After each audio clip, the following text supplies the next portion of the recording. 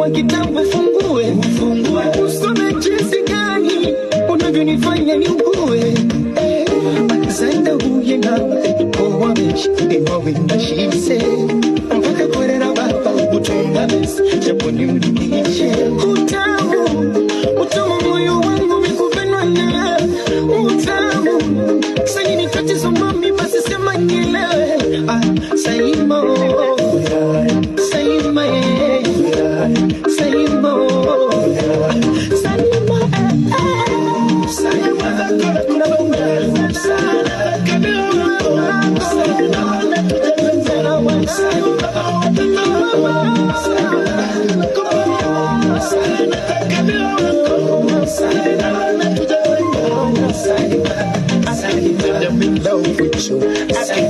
my life is you. I can't tell you the only one I need. Baby, I'm not a perfect babe, but I'm going my own way, and I just want to be with you, me and you forever and ever.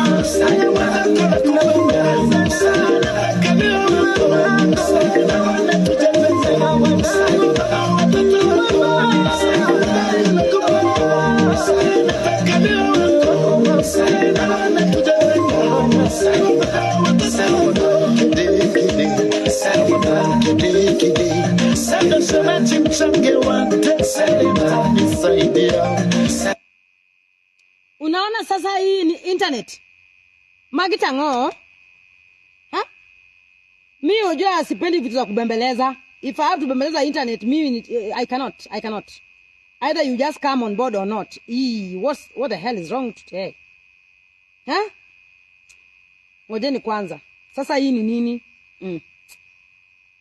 Leo internet nasumbua. Mnaniona? Huh? Are you people seeing me?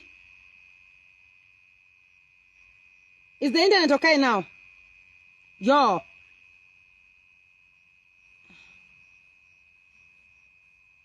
Watu wa TikTok, mimi sijui mambo ya TikTok. So, musianze kunisumbua, I'm here for a mission.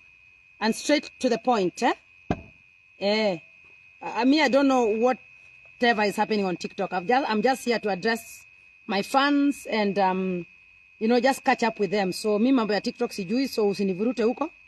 Connect to the internet and try again. Kwani what is not happening? Nimetoka paka nje. Ngojeni kwanza. Nasema data deals. Sasa hii I cannot. Ndio manake siendangi live internet.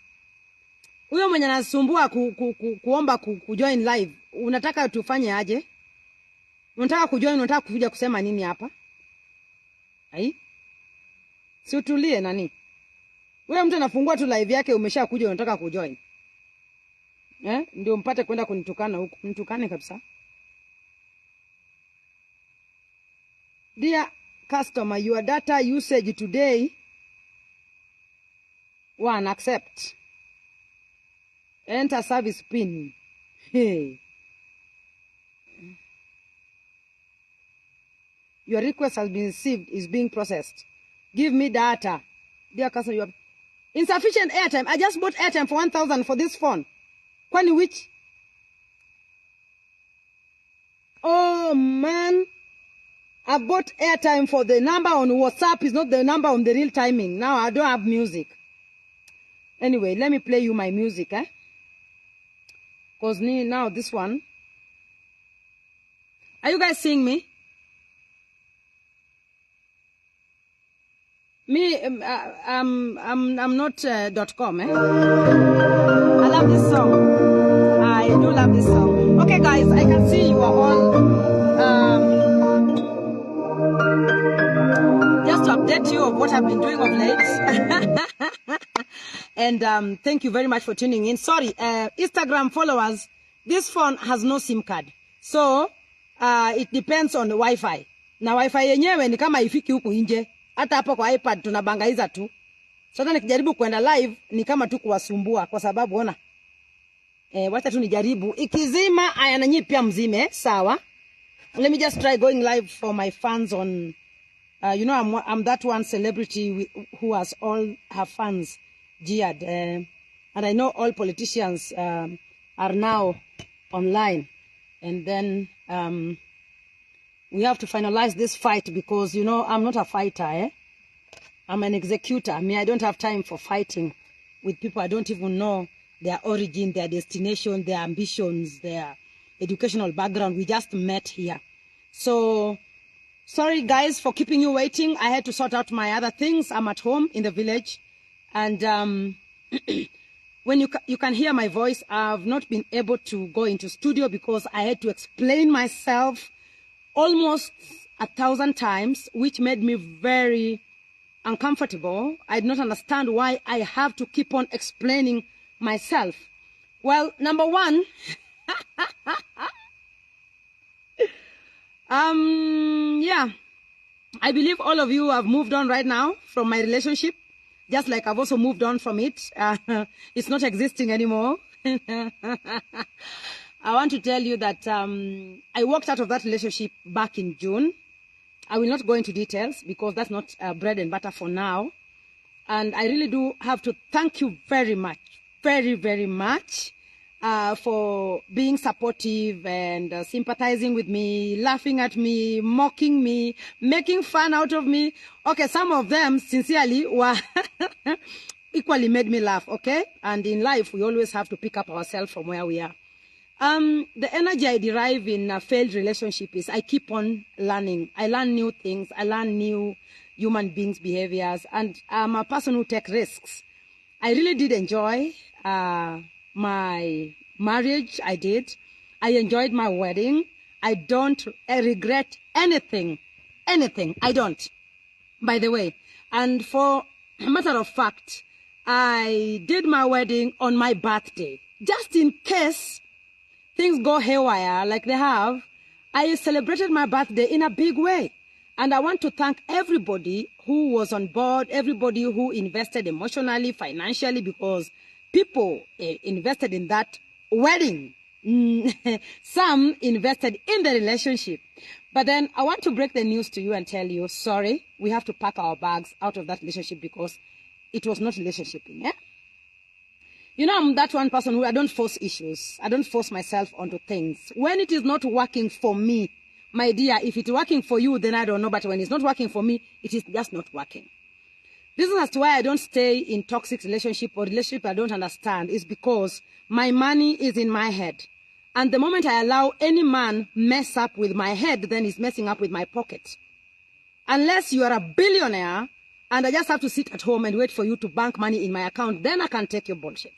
But when I equally still have to pay my bills, take care of myself as a woman, and take care of my children. Remember, I'm a mother of 5. I have 5 children. Depending on me, I'm their mother.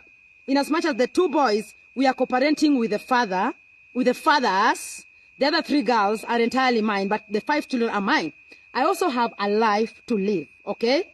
I have Esther Akothee to take care of.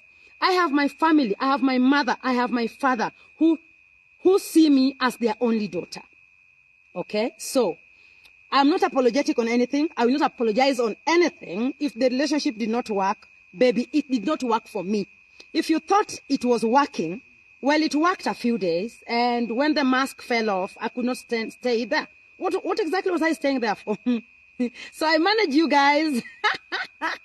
By the time you never saw Dennis on my Instagram or my Facebook or anything, that is the time that I was managing on my exit clothes. Because, don't just wake up and start come on social media and start parading your relationship and saying, oh, these people will kill you. Come on social media when you are ready and completely done with that relationship. Okay? So that when the people are trolling you, they do not understand whether you are hurting, or by the time you are giving them the news, you've already walked the journey and you are actually very done with that relationship. But if you come on, this is piece of advice. Don't you ever parade your pain on social media. These people can finish you. Because there are people who already equally have so much pain in their lives, their relationships are not working at all. But they just manage it for social media, for people, for likes and comments. Oh, couple goals. I don't have couple goals. If couple goals is not coupling inside this home, it will not couple on social media. Oh, no. For who? For people who have never even tried relationships. For people who are in situationships. For people dating people's husbands. For people who have given birth with people they don't even know.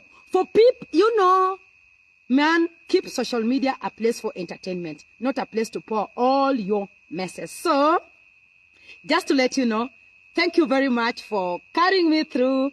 Well, I hid from you. It was tough, off cameras. Baby, it was tough. It was tough.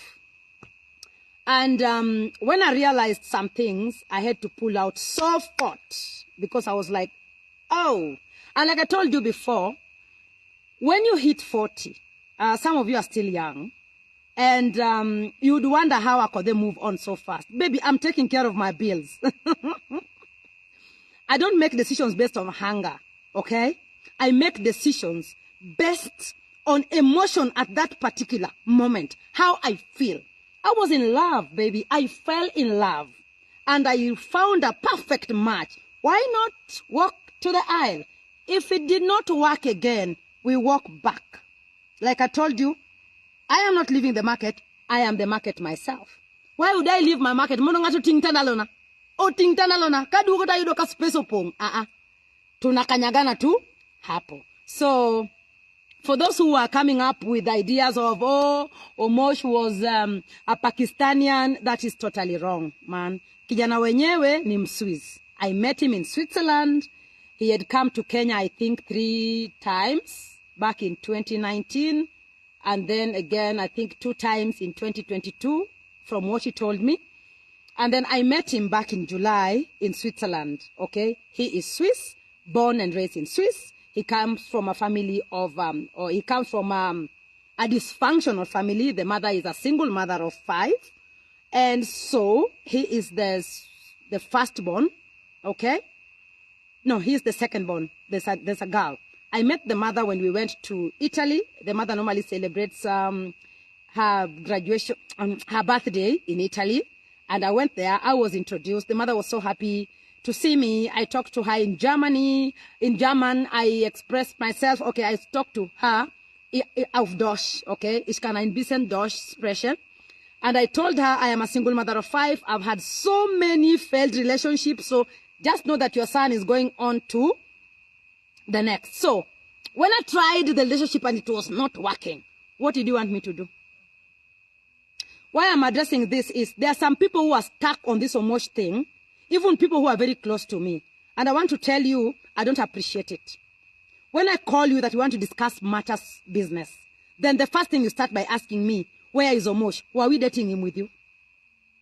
Which part was Omosh playing in your life? Or were you romancing your husband using our videos and photos? I don't take it lightly, by the way. Even some very prominent people would just call me and ask me, and even tell me, no, you cannot break up with Omosh. Why not?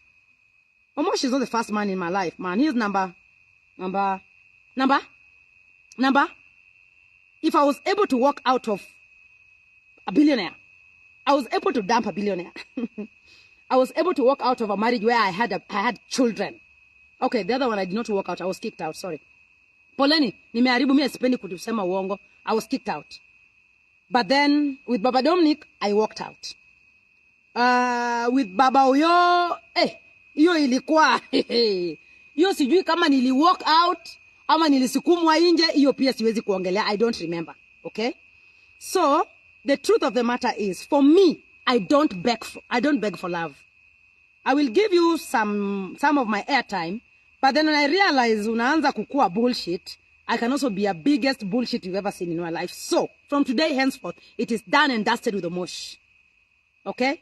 Now, Omosh mimi ndo jina nilimpatia. Hakuna mzungu anaitwa Omosh. Simply because he was an early riser. There was nothing tagged along that. For the people who are talking about Pakistanian, I don't know what. Why I'm bringing this information because some 2 boys think that I'm just available even for them. I saw some walking with placards. I want to marry Akothee. Uko na balls ya kumari Akothee wewe. Wewe unaweza kucontrol hii empire wewe. Ama unataka kuadoptiwa in the bedroom. Tuheshimiane Mimi ni rika karibu ya mama yenyu. So in as much as my relationships are not relationshiping, let us not go there. My fans, thank you for very much. Omera lauru jok malungo Moshe wall kanyogo. Lauru jogo. Jogo bro keto gimane berni. Okay? Some would go like, I sympathize with you. Don't sympathize with you. You are laughing at me inside. And you know what? I'm still hot as hot cake, and you can see I am back.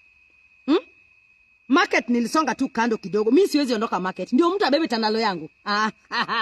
Tandalo yangu ibebwi. Market ni hapo tunaoga, hapo tunakaukia, hapo. Yeah. So, guys, that was a short introduction of me being single. Yes, I walked out of the relationship back in June. And I will tell you how I normally walk out of my relationship when I'm still in the relationship. Okay? When we were in honeymoon, I found out some things that I could not keep up with. And then I was like, okay. And then he asked me, will you leave me? I said, no, I love you. And then when I was leaving Switzerland in July, at the airport, he asked me, will you leave me? I said, no, honey, I love you. But for sure, I'd already left. Mimi ni yule dem, na kuachanga kama bado niko kwa relationship, imagine. Yani hata utajua. So guys, that was just a short while. I will not go into details. It doesn't matter. I respect Dennis Omondi. We came from afar. He gave me what I needed by the time I needed it. He came in during the time we had big fights with my family. And I was written off. Nobody was talking to me. I was on my own. So I found a shoulder. And the moment he just said, will you, na nikajibu, marry me? Finish. Will you marry me? Yani sahi usitu kikingero wa ginyombo, kingero wa sani. Ni will you, kadoma wacho ni will you give me water? One said wako ni marry me. Okay? So I enjoyed everything. I enjoyed staying with Omosh. I enjoyed living with Omosh. I enjoyed the wedding. I enjoyed everything. All the flight tickets he bought for me. I really do appreciate, my darling. Thank you very much. You are such a kind person. But then the relationship was just not meant to be. I really enjoyed myself. And the bills you paid, aki woi. Hey, ziko na jona token ni nini. We. Aya, again. Mnaona hii nguo anasema ni Pakistan. I personally chose the attire. I didn't want to see him. I didn't want to see him in a suit. Everybody's doing suits. So that was my choice. And I loved him in that. And that's why I've not even, and I will not delete my wedding video because I did the wedding I've always wanted. And by the way, I normally get emotional listening to songs that I did, you know, like maybe hymnals and stuff. And I'm surprised that the songs that I had on my wedding, I still jam to them until today. I can still watch my wedding. I don't feel pain about it. So it means I walked over it and it's exactly what I wanted. So if you're hurting that it ended, baby, get well soon. Deal with your own relationship. If you call me today and you ask me about Omosh, I will ask you if he was my husband or our husband. Okay? Going through divorce right now. Yes, and by the time you people are seeing me, by the time I was putting up that press conference, by the way, I was so done with the relationship. You could see how I was up and down. June was difficult. July was heavy. August, tulikuwa tumeanza kupona. Alafu sasa September, pap, ndio nikawaambia, mnajua nini? Muniombe. Asanteni kwa maombi, lakini nilikuwa nishamalizana hiyo relationship. Anyway, back to the topic why we are here. After that, I put my brain and my love for my foundation. I realized that whenever I'm in a relationship, my dear, I can't do philanthropy. Yani na maisha yangu inakuwa tu ni kwa huyo mwanaume mpaka najisahau na kazi zangu na kila kitu yangu. But then I've always had this dream of Akothee Foundation, and you can Akothee Academy. And you can see that the academy is on now, beginning January. Clap for me, please. Some love hearts. Some love hearts. And I did the uniform by myself. You know, like I have spent sleepless nights. I've already ordered the uniforms for my kids, for my students, for my pupils. You know, do you love the uniform? Tell me if you love it. Then we'll go to the rest of the things. You know, that's for the boys, a boy and a girl. Send me some love hearts. Kiss me if you can. Clap for me for being a strong woman. Clap for me for being a strong girl. I'm not seeing claps. Okay, thank you very much. So for the boys, the socks will be like that. For the boys, the shorts. You remember my maraga? Yes, it's because of Dennis that my maraga, I had to take maraga to my sister. And those are the kind of things that, you know, I started working on eggshells. And the moment I started working on, imagine, look at this beautiful home. Then I have to start tiptoeing. I tiptoe. For what? So that I can fulfill someone, me, tiptoe, in a relationship. Able to watch a relationship to Onge Foundation Sasa. The uniforms are here. And I'm so happy that I will be able to support this community. And you can see the uniform alone is international. Yeah, you can see this. The uniform is an international uniform. And the sweater looks like that. Okay, guys? So, you want to see the girls? For the girls, we are going to have a tunic. Okay? We have the tunic for the girls.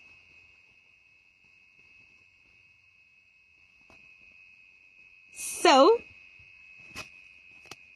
tunic for the girls is right there. She leads, others follow. Akothee never copies anyone. She just does her thing. Either you love her, she doesn't, she cares for the love. You hate her, she doesn't know you. So, actually, those who are using my name for clouts, you will start paying. Eh? Have you ever heard Akothee mentioning anybody's name? Because those are fans telling other fans about their idol. You will never hear me mention anybody's name because I know my worth. Huh? I'm a brand. I'm a superstar. Yeah? I'm the president of single mothers. Yeah? Hata afadhali ile mimba ilitoka. What? Woi, ile mimba kama ningeza. Kama ningeza ile mimba jeje. Sahi sasa sijui ningekuwa niko mgeni wa nani sahi. Wewe unaona kama ningekuwa mgeni wa nani kama ile mimba?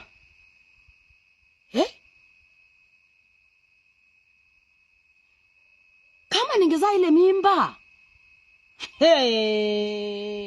Kama baba Alpha Mzobara anatoa kitovu, jamani, ningekuwa mgeni wa nani at 40. Naanza kukimbaza sana na mtu at 40. Mtu sangine. Lakini huyu Mungu huyu. Lakini huyu Mungu saa zingine akona jokes zingine. Aliamua tu akasema asubuhi tu akasema hii kitu hawezi kaa hapa. Toa akatupa huko. Da bedo wendo nga inluo. Kadi na nyuolo nyathio mondicha. Mayo. Saa hii ingekuwa kesi ingine. Ningetoa huyu mtu kwa skin yangu namna gani? Guys, you know what I learned, eh? As women, sometimes we are not real to ourselves. Sasa mbona sikuishi kidogo kwanza kabla hiyo. Anyway, when he came into my life, I was ready for a baby, okay? I was entirely ready for the baby. I was ready for a baby. Na ndio maana yake by the time Omosh anakutana na mimi, nilikuwa nimeenda Ulaya kununua mtoto. Because I have the money. Okay? So, alipokuja alipata kama niko tayari. Unaona? Si ati nilikuwa mjinga. Nilikuwa niko tayari mimi kuzaa. Lakini sasa, ya wape njoo. Sasa kangekuwa hapa hivi na tumata kutuko kama baba yake anazunguka hapa kwa hii komba. Ningekuwa sasa baby number what? Wangine kadi ilunga no choto maber nyajo. Si wangine kadi na alwo korale pigilepa. Anyway, to cut the long story short, sitaki mtu abebe tena hii mambo ya Omosh 2024. Hii mambo tumemaliza nayo. Si ndio nimewambia? Hiyo relationship haikuwa inaleta. Mimi haikuwa inaniletea. So vile ilikuwa inaniletea, sitawaambia ni nini ilikuwa huko because mimi sitaki kuosha my dirty linen kwa. Sasa alafu nikishawaambia ndio nini ifanyike. Sasa ile mumeshamuokota mkamutukana mkampeleka mkazungusha omaingata ni beno ya nyomera. Omondi ni meno ya nyikenya. Omondi ki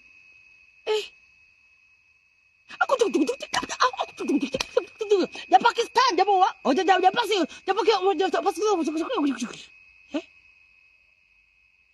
na wewe huyo mtu unaishi na yeye unamjua? Anyway, guys, we will be holding classes on narcissistic disorder, okay? And bipolar. It's bad. It's bad, bad, bad, bad. So, so nyinyi mjue tu kwamba hiyo kitu haiko na we are moving on to the next, eh? Yeah, so that's the tunic for the girls. And before my phone goes off, aki wo intalia kama hii phone itaenda off. Ooh, is 7 minutes na vile TikTok huwa inakula. So, that is our uniform. Akothee Academy is coming soon. I hope you guys sasa mkona. Watu walitengeneza content na harusi yangu, wakatengeneza content na heartbreak yangu, na bado niko tu hapa. Na content ndio mimi. Nashukuru. But for the women who are jumping helter-skelter with Akothee's failed relationships, you know very well you are in messed up situationships. Afadhali waanze kunifollow. Kama ifanyi, achana nayo. Because me, I don't want to die. Me nilisuffer depression. Ukiniona mrembo hivi, ujue siku hizi I come fast, by the way. Me, I come fast. Even before my children, I come fast. Anything that is not happening for me, it will not happen for the other person.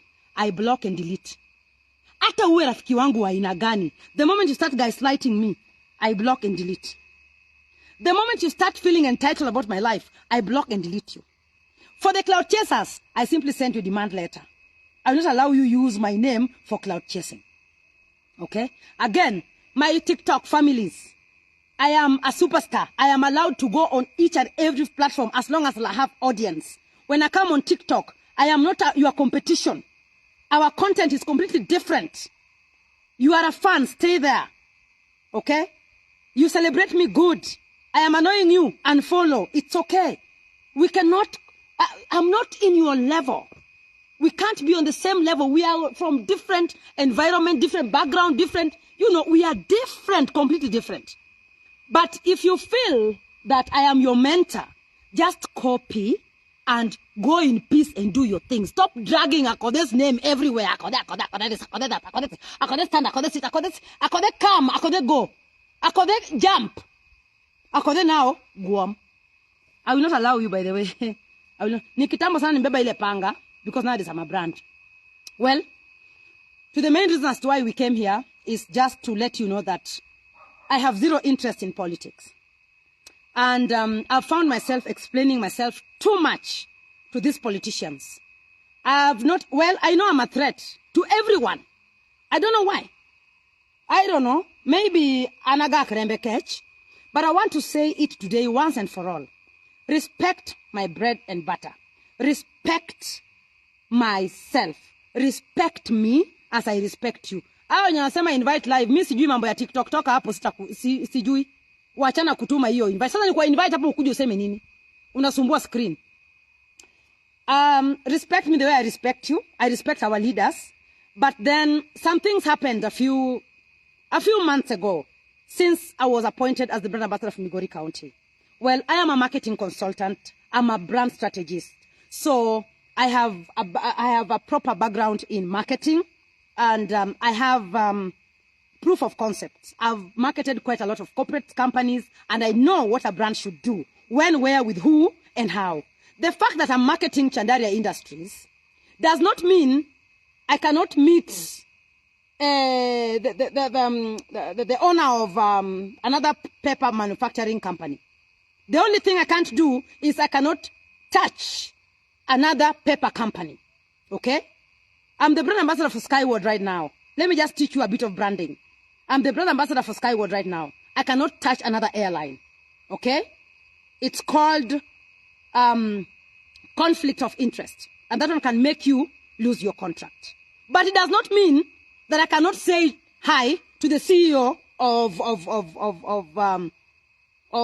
another airline. Imagine, I can't even mention. Can you imagine? So I've been in this branding for the longest period. I think politicians do not understand it. Okay? Again, I am a marketing consultant. I have a business. I have businesses across the country. I am the CEO of Akothee Safaris. I am the CEO of Aknotela, a marketing agency. So you want to tell me, because of politics, if your opponent want to book with me, I should not go in because you people have political issues. Huh? The only thing I know is I do not stand for any side of politics, because all my fans belongs to both sides. For me, I'm a national brand. I don't even know those your politics things. I don't even know who is where. I don't know. So, when you have an opportunity to have a photo with me, do not use that photo for your own benefit. And your people now are running around with this photo. Yeah. Women. Kwa nini mnanipatia tu women rep? Kwa nini? Munaona tu kama mimi nimetosheka na women rep. Mbona msiseme Akothee for president? Kwa nini mnanilimit? Mbona mnanilimit kwa women rep? Kanye mneno karamogo? Now kia ngobet nadnadi. Huh? And then also, anyway, I don't want to be emotional about this. It's just about my brand. I'm a superstar. People ask for photos. People ask to take photos with me. I can't say no. What they want to do with the photos is none of my business. But now it's becoming my business because some are misusing the photo to just show their other side that now they have me on board. It is wrong, and stop it. The people who are taking photos are genuine. I think so because I'm a genuine person. But they're psychopaths. They're campaigners. I don't know who is campaigning now. By the way, why are you people campaigning now? Let me ask politicians. Muna campaign na vile vitu mulituambia mtatufanyia hata mjafanya. Sini juzi tu mumeapishwa. We have 4 years. Mumeanza kucampaign saa hii. When will you do your mandates? What are your KPIs? The people are waiting for you people to deliver. Huh? Me nitaamka na ile panga. I will not allow you. Then, now I'm receiving threats. Ati unataka kunikataza kukanyaga Migori. Unataka kunikataza kukanyaga. Unataka nianze kutembea Migori kama nina upele. Because of politics. Anya Migori, onyola Migori, no nyoma Migori dak no tama. Agedo Migori ka. Keno Migori ka. Ema kele di choma dada koda. Ka. Edala na ka. O kinyal tama nyono Migori. Awacho ni kawono kendo kin. Again, when I was supporting Turkana, all the Migori people are like, you are in Turkana. Why don't you come and support our people? You are in Turkana. Now I have come to support the people. Politicians wameanza kupanic. Munataka aje? I have zero interest. Mimi hata nikiingia politics sahi is for wananchi because I have everything. Mimi sitaki loan ya kujenga nyumba. Mimi sitaki chochote. I'm just doing my thing to my capacity. You can see how I'm marketing Migori from the bottom of my heart. I really do appreciate my governor, His Excellency Dr. George Mbogo Ochilo Ayako. Daktari gave me energy. After everybody thwarted me, well, I get emotional. Everybody saw me as a loser. Everybody saw me like someone who has nothing to offer. When I walked into his office, I asked him, Daktari, what can I do for Migori County? One word. He's a man of few words. Aduani wakel ndege Migori ka. Aduaroni mondo airstrip ni wayudie commercial flights. Joge na sandore. Those were Mheshimiwa's words. Akupitisha. I asked him, Mheshimiwa ndege nidwaro karango. If October would be better. And I told him, I've heard you. Na hizi mguu zangu konde ndogo, I knew where I was going to get that flight. Because back in 2019, if you go, they normally say, internet never forgets. Internet yenyu, are you forgetting tu mahali Akothee anatembea uchi. But the things Akothee has done, hizo internet huwa mnasahau. Go and Google Akothee in Lichota airstrip back in 2019. You will realize I went with the same proposal and approached the previous regime of Governor Obado. Yeah? And told him, we should be having flights landing in Migori County. So Daktari facilitated me together with his team, and we started by building the terminal building. When I went to the airstrip, I found that we have 100 charter flights landing in Migori airstrip every single month. Yet, tourists were sitting on the floor. There was no toilet at the Lichota airstrip. All the tourists were going to Tanzania. None of them knew about Migori. I went and I interviewed all of them who were sitting there every time they found me at the airport. I could see planes landing there. And I asked myself, what is impossible? So, all these other politicians did not know what was happening under the ground. They were just quiet. They were just quiet. Then when they just saw the date was dropped that we are launching the airplane, pap, kila mtu, nilileta ndege.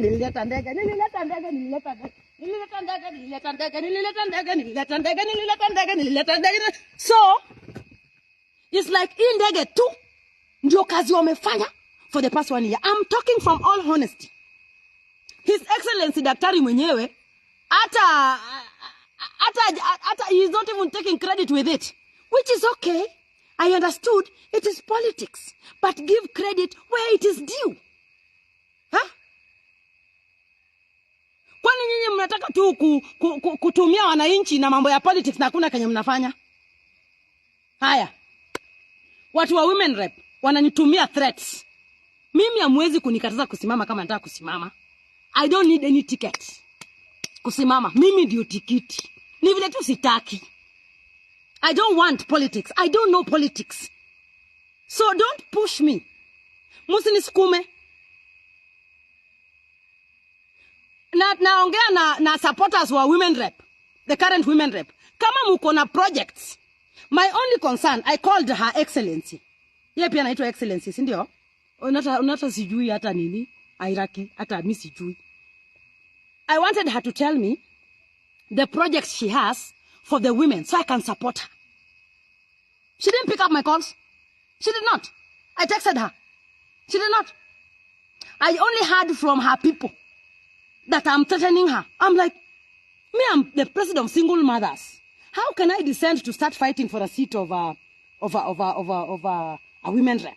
So we met on the day of the launch. I'm being honest. We met on the day of the launch. Then we happened to sit on the same seat. So we built a rapport. And I told her, Mama, listen from my mouth. I am not interested in politics. So take it from me. I wasn't pleased with the things she told me. But because I had a bigger vision, I did not. And it appeared as Her Excellency. Okay, sawa.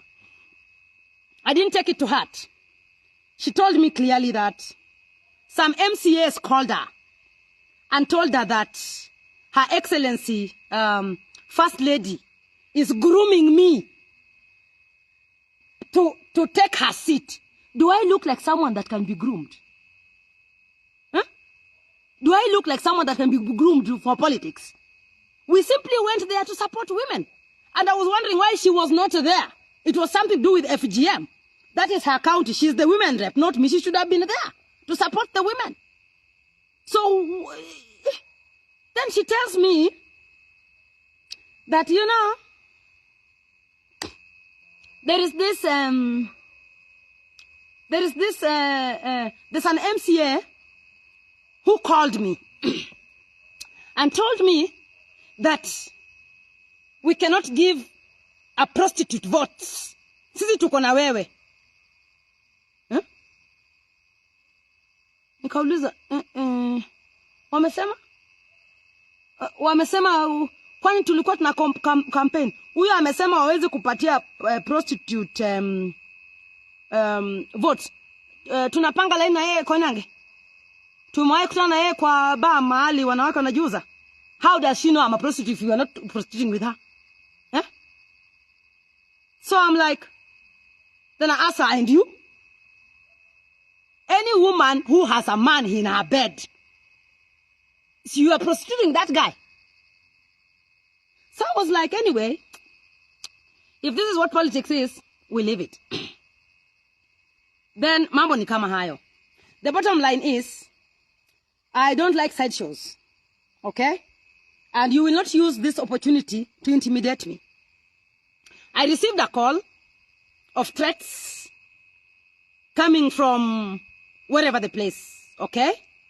And from the people from the women rep. I will not keep quiet because if anything happens to me, then you know I told you. Nobody can deny me interest in Migori County. Nobody. I've been going to Migori County even before I became the brand ambassador for Migori County. I have to protect my brand. My brand is for the people. I am a people's lover. People love me as well. When I go working with Governor Wanga in Homa Bay, do I want a seat there? When I went working with Peptang and Unga in Eldoret, do I want a seat there? In Mombasa, I was together with His Excellency Joho for 10 years. We never spoke about politics. We just have fun and go home.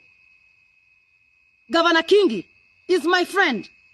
Right now, he is in national government somewhere. We don't talk about politics. And I am a resident of Kilifi. and Mombasa. I pay tax there. Governor Sonko is my friend. Why didn't I vie for a seat in Nairobi? He would have supported me. Governor Nyong'o, the Nyong'os who loves me. I was working for Lake Region Economic Block. I am one of the eminent persons. Although siku hizi siendi huko kwa sababu kuna concept yangu waliiba huko. Huh? Why are they not saying I want some seat there? Why are Kisumu people not insulting me? Jomigoria huyo kodu. Why are Kisumu people not insulting me? When I go to market, that place is called what? The fish market. The other place is called what? Kitmikai. Why are Kisumu people not insulting me? Huh? I'm asking a question. When I'm taking food to Turkana, I have a feeding program in Turkana. Right? Why are they not threatened? Migori people, answer me. Unemugua da ugola kujucho ukona biya support Migori. Kase biro katokoro udo teko marianya. Okabu yenu. Okuboyanya nyasa chela dag. Abiro yanyo hehe. Bro yanyo usal. Abiro roko la amadao. Yeah, Dunga Beach. Side shows. No. All of you have your mandates. You have budgets. Okay? You have budgets to work for the people. Nyinyi muache kuniweka hapa na kisirani na mko na allowance na salary. Mimi siko kwa salary ya government. Ndio mkuja mnichokore akili. Nyinyi mnaweza kuemploy watu wanakati chini computer kazi yenu kugossip left right center na kupanda ndege left right center kuzurura tu. Alafu mnataka kuja hapa kunisumbua. Mimi sina salary, mimi pesa yangu iko hapa kwa akili yangu. Kwa hivyo uwezi kuichokora. I have to transfer the money in my head to my pocket. Then from my pocket to the bank. And back to my pocket. I have no time for sideshows. I love my people. I love Migori County. I will work for Migori County outside politics. I'm not working inside the government. I'm working with the government, county government of Migori County. Sasa, endeni muambie, hao watu wenye wameanza kukampeni saa hii kwamba number 1, Gimata Machung Migori yonge. Number 2, I am not interested in politics. Tokakumedo soka ni. You are telling me that time is ripe. But my brand is telling me it is not yet time. Okay? It is not yet time. So don't push me. Again, don't limit me. Just leave me alone. I have zero interest in politics. I've said it the last time. Kachaka yudo Migori kuketa gurube umu ketago. Muchi wa pangla. Kiana kode. Some of these politicians are my friends. For example, Honorable Nyamita is my friend. He supports my foundation. Just the other day, he sent me 50,000 to buy paints. Sasa nisimsalimie yawa. Ngamunye onarangi ma foundation kikora mose.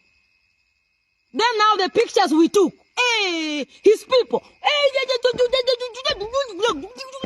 Sasa hii picha moja tulichukua tu juzi. Sasa juzi tu imekuwa mayo.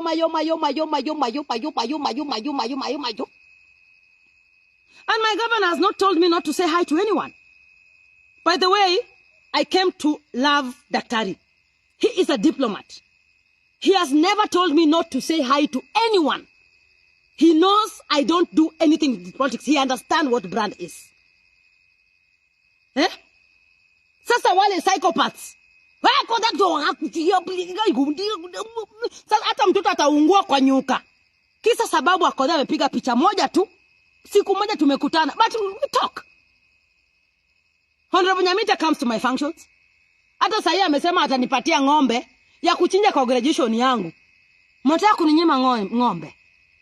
Niache ng'ombe. Napewa ng'ombe ya kuchinja kwa graduation.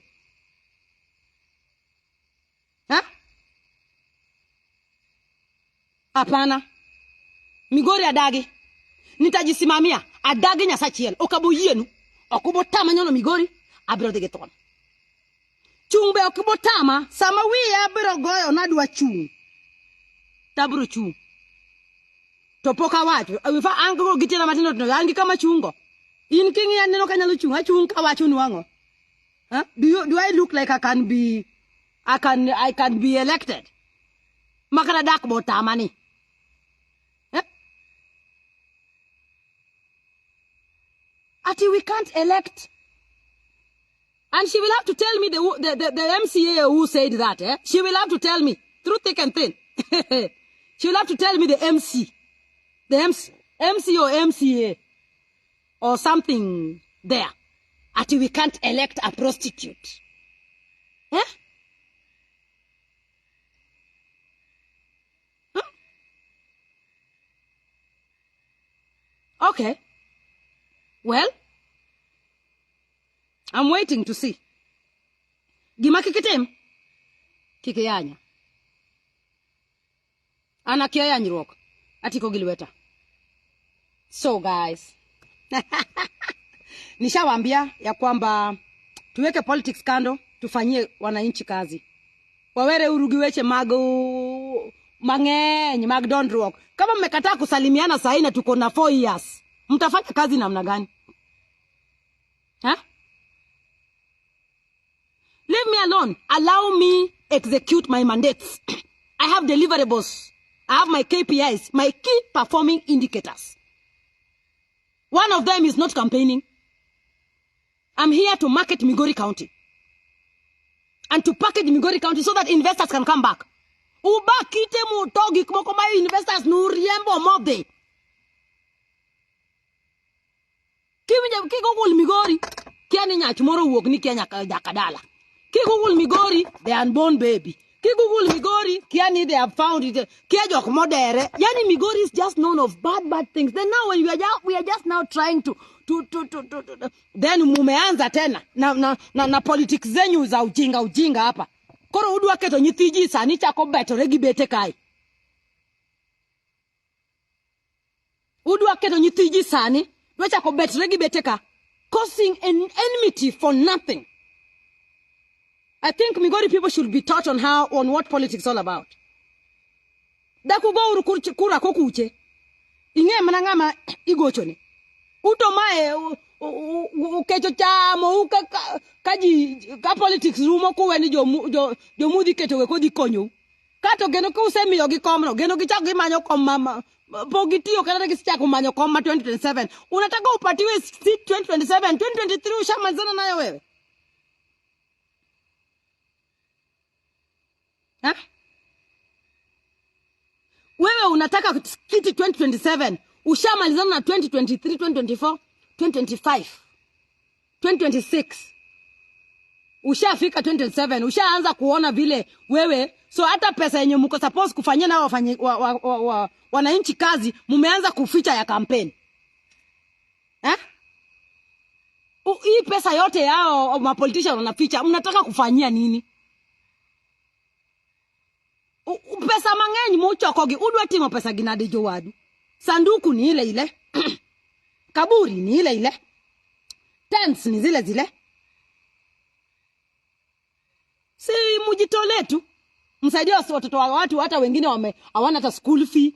Watu wanatembea hapa na mineme huku, mwende mulete sponsors wakuja malize mineme huku, hata huku kadem ya waotek manaden. Mukiona when you see someone coming to try to assist, anataka kiti, kwani kwangu hakuna kiti? Yeah?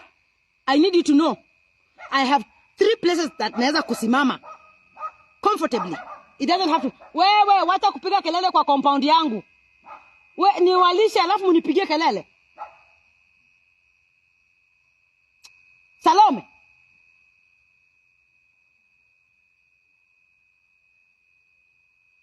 Nimesahau nilikuwa nasema nini? Nilikuwa nasema nini? Wewe usilete mambo ya ndoa yangu kunishinda. Wewe nikianza kufuata tu kwenyu mpaka kwa dadako yule, na utapata dada zako wote nyumbani dada zako wote wako nyumbani. They are at home. Marriage imekataa. Marriage does not define me. That's why I walk up with my head high. Marriage does not define me. It's just part of the juice on my table. Anyone with a question? niko na viti. Naweza kusimama Kilifi, naweza kusimama Mombasa, naweza kusimama Nairobi. By the way, na sio tafadhali. I own residences there. Naweza kusimama Migori. But I don't know politics. Nishawaambia. Hao wenye wanataka kunitukana, chimriko datir kido yanya. Chimriko datir. Enda uambia Akothee amesema chimriko datir. Andika hapo chimriko datir. Hizo county zote naweza kusimama. Hata naweza kusimama president ya hii country kwani ama the running mate ya president ingine kwa sababu hii country na wenyewe. But again, you see, I hang a lot with Mama Ida. She has no problem she has never even tasked me about politics. She has never asked me about politics. She doesn't even question me to whom I hang out with. See, I was marketing Western Hotel. Na Western Hotel ni ya His Excellency. Na wakati huu kulikuwa na vita. I am a brand, man. Na hoteli ilijaa. Musini limit. Tusisumbuane. Migori nimeongea for the last time. Migori politicians tumeongea for the last time. Again, if you take photos with me, direct your people clearly. I will start sending, if not my red card, then my marketing fee. All the Migori politicians, you all have a budget. Tafadhali naomba mfanyie watu wa Migori kazi. Tumechoka na shida. Wa all gitagruok. Ana all achieg ni all gikonyo. Watinge uru Migori malo for once. We won't wilegi politics for once. Wakel investors, wakel sponsors, you know, we bring Migori to the next level. Tonga madoyanya. I will deal with you.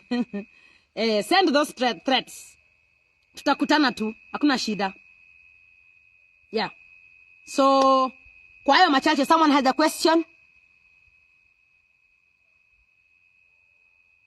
I'm tired, yeah. I am. By the way, my graduation is coming soon. And I think I've decided to do it at home. So I can celebrate with the people of Migori. So they can know that I finished school. Kwa sababu nilisomea tu hapa Kisii. Someone is asking.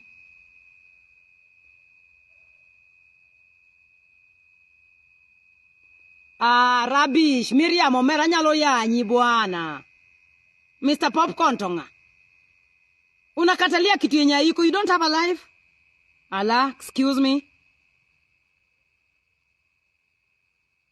Yeah, TikTok class. It went off. Felix. Chadna Simuni. Yeah, so, guys, that is what it was. I needed to clear this air. I don't take your love for granted. Thank you for always supporting me. Yuda, mukipata any politician misusing my brand, mwagikeni kwa hiyo wall kama kitu ingine. Mpaka mpull hiyo post down. Shule ni day school for now. Charge na mauto. Shule ni day school for now. Facebook to yena madogi moro. Kauno when? Wednesday? Tuesday? Tuesday ok madgik moko ma. Hey guys, okay, so thank you very much for tuning in. I want to go sleep now.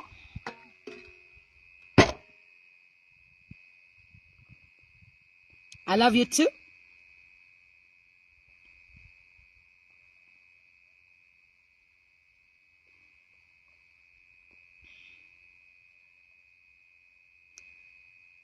Otek Migori kanyo, yes. Salome kiki go kokoka. Ma dalana. Salome, this is my home.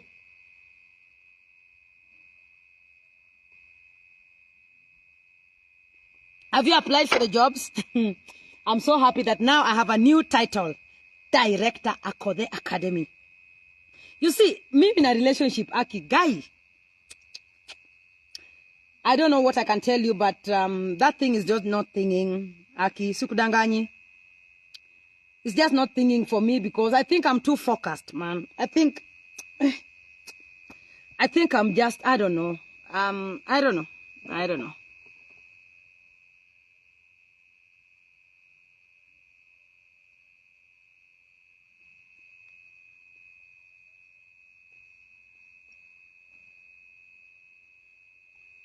Yes, guys. So, no more question. Thank you very much. Yeah, thank you. Thank you so much. Shule is located at Rakwaro. That's the first branch. We are looking into opening so many other branches. Okay, you guys didn't tell me if you like the uniform. You know, I chose an international look because I want, you know, this school, just watch. Just watch. Just keep your eyes here. Because this one is going to be my husband, by the way. This school is going to be my husband. I'm going to put all my energy here and make sure that I give these children the best. Okay? Relationship ni maachia watoto wangu. But kumbuka mimi si mawe. I have emotions and hormones running in this. It is blood and flesh here, Siwezi achia mtu relationship. Niachie mtu relationship kwa nini? Why? Why should I leave relationship to my kids? Kwani are they dating my people? Kuna mahali imeandikwa. Why is it that your mother was giving birth to you and she was still together with your husband? Cha mambo yako bwana. Mimi huwezi nipangia maisha. Mimi usipangiwi maisha. Niachie watoto wangu relationship. Kwani wana date watu wangu?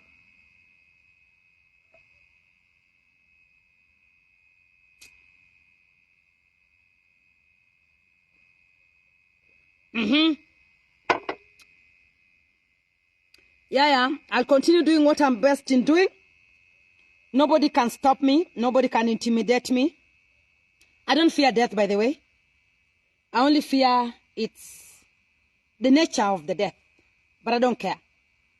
If you want to kill me because you think I'm a threat for you, you have not won.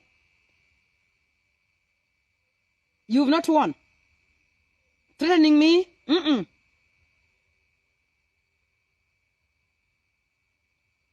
So guys, me, I want to go and sleep, Tomorrow I have an early board meeting.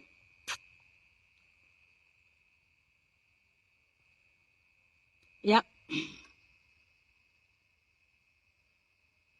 Thank you very much. I will join politics when I'm 60, not now. So like, ebu waulize kwani age gani haifai kudate?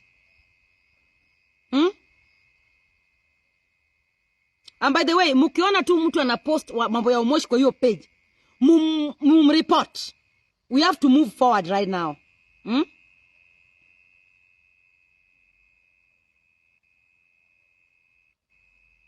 Yes, Omosh is gone. Goodbye. On to the next. Kwani wewe ulikuwa unafikiri aje? Unalia unaona mujua. Ya wangat manakele numana juicy kajo moko tuwere ya ujo neko. Apenjo uyu rach. Nyini wendazimu. Uyu Omosh. Omosh ni olit numalo kako lich na. Si unakwamilia past za watu nyinyi.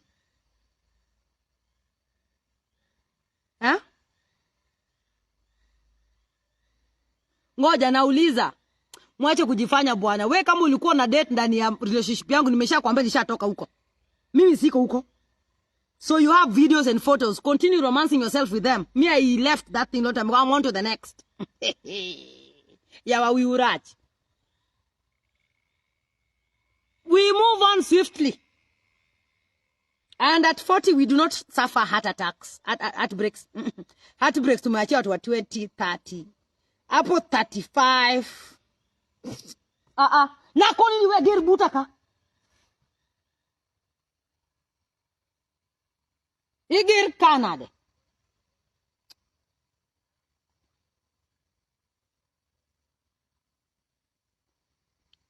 Someone is asking that since you started having sex, you've never given up with it. I've given it down. Is it your sex or is mine? Do I know what you're doing with yourself? We penja mofuo. So you can go and count at how long did your marriage last. 0 days. 0 days.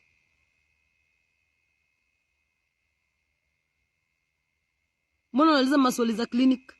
Unataka kufanyia nini the days? Unataka kupima na yako?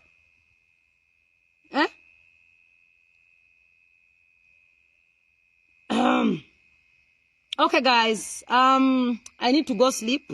You know, simu huwa inanisumbua macho.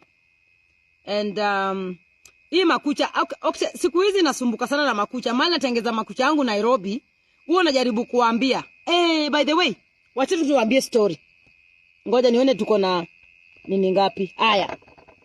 I want to tell you a genuine story, and I want you people to answer me exactly what this boy's intention was. Should I tell you the story? I want to carry you through the things I go through off cameras.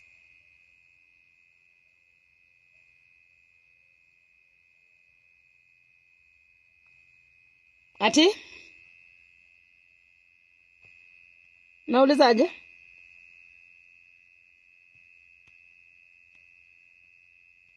Anyway, should I tell you the story?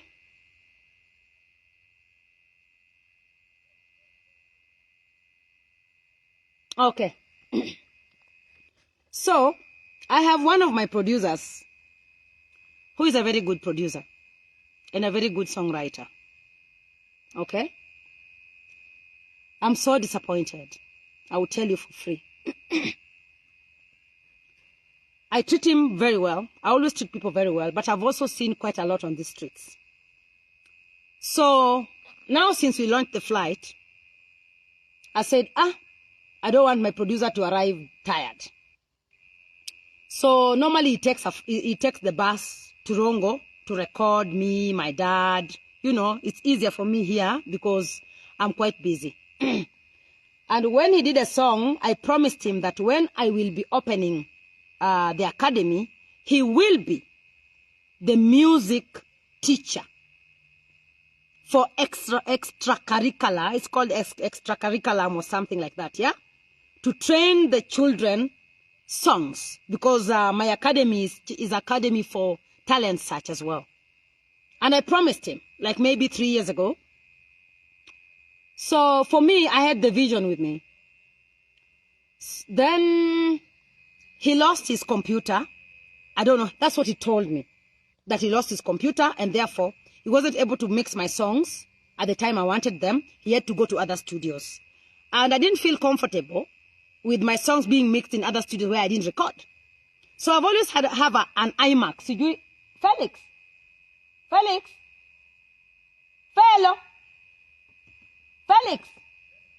Kelna iMac, no? So I've always had an iMac that has always had problems with producers. When I bought this iMac the first time they came, I bought it for almost like 300,000 or something.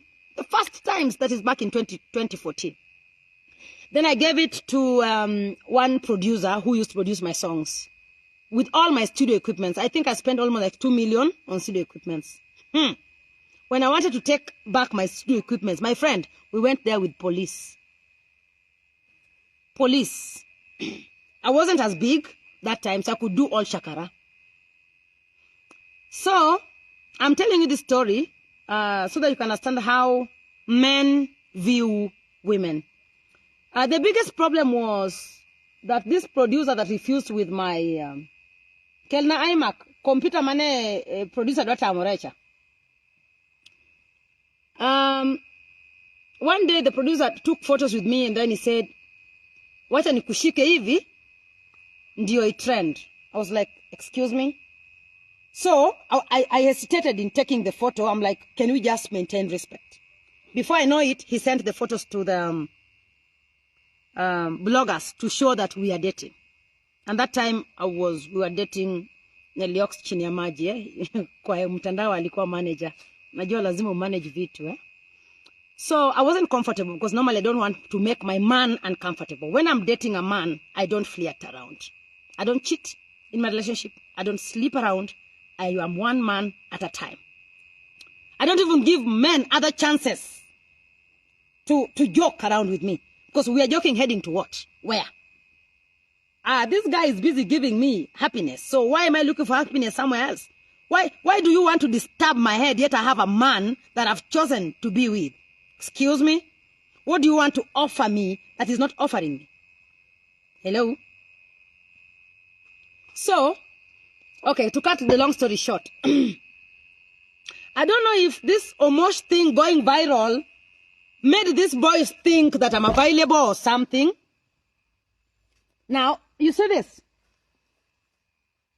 This iMac, I bought it back in 2014. Personally, I don't know how to switch it on. I don't know. I have no idea. I've never used it. I gave it out. That's the kind of heart I have. Because I'm like, anyway, I'm not using it, so.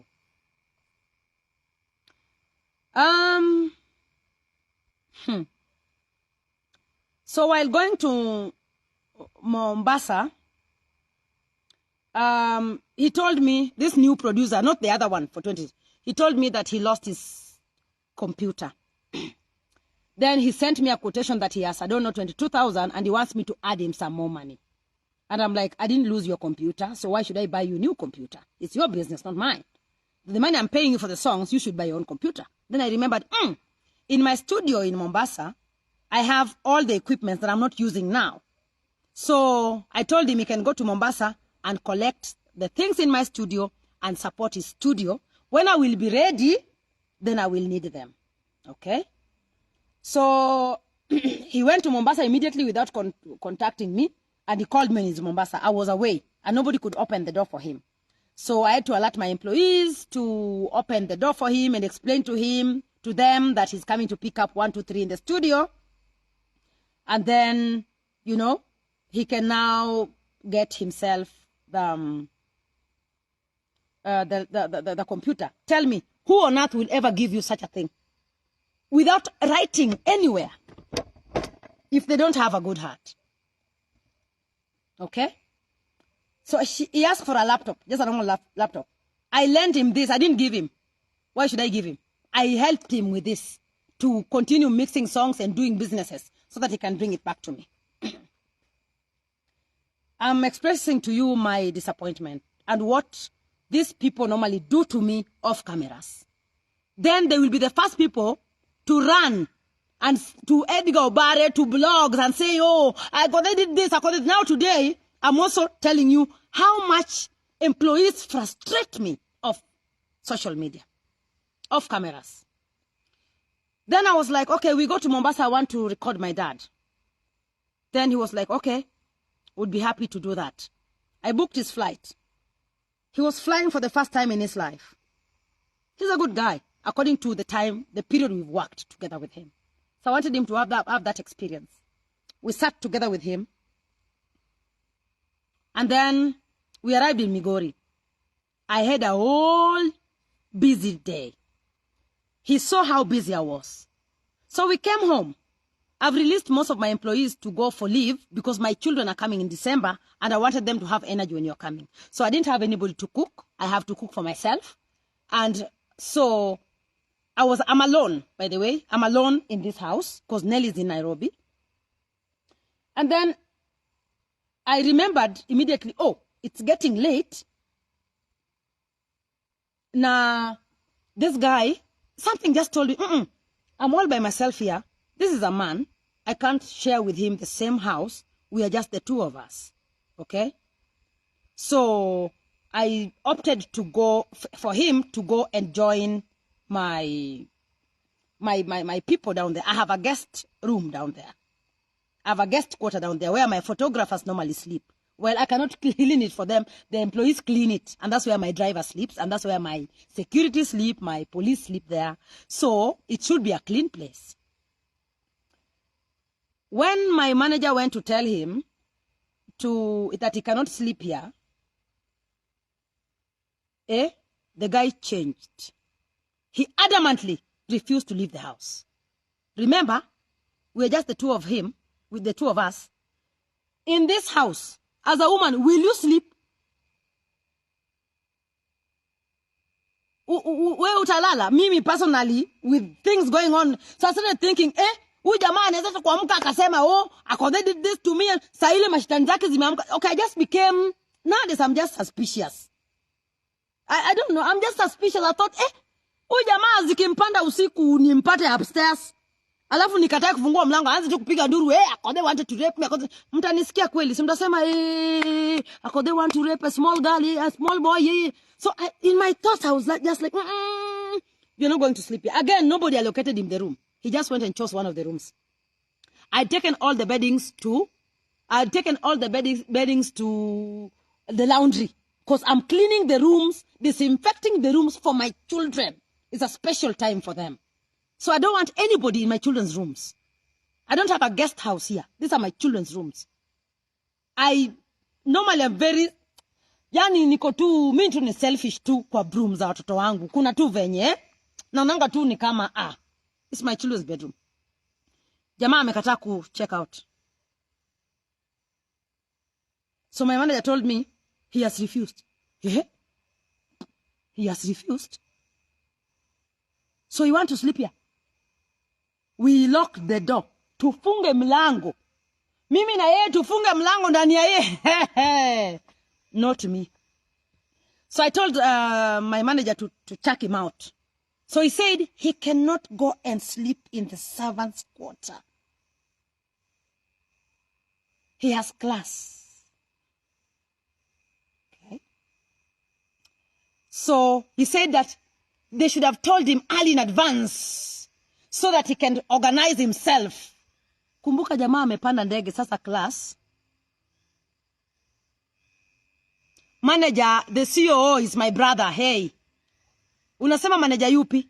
Neliox. Kama Neliox analala kwa bedroom. Sawa, sasa tutonge mbele, what a distraction. Sasa nikaanza kukua na hasira. I started getting angry, I'm like, is this the same guy that I know? Na nani alimwallocate bedroom? Na ni bedroom gani amechagua? Nani amwambia enda alale huko? That day there was nobody to cook for me and I was tired. So I had bought for them late lunch. Na mimi sikukula maana chakula yote ilikuwa mbaya. So mimi nimeenda kuwanyo kwa my mother-in-law. Nimeenda kukula kwa kina Jared huko. I called Jared's mom and I told her, I want to come and eat your food. Ni uongo, there was nobody to cook for me and I was lazy. So I went to wanyo kwa kina Jared. So I drove. Then them, they had eaten late lunch. So I didn't know. He's a man. He could organize himself. There was nobody to cook. So niko na drive na nasikia. Okay, akasema apewe one night. Yani this guy insisted to sleep. Even one night. That one night could turn it. My stomach refused. Nowadays I'm suspicious. I'm suspicious with everybody, including myself. Watu wamenitenda.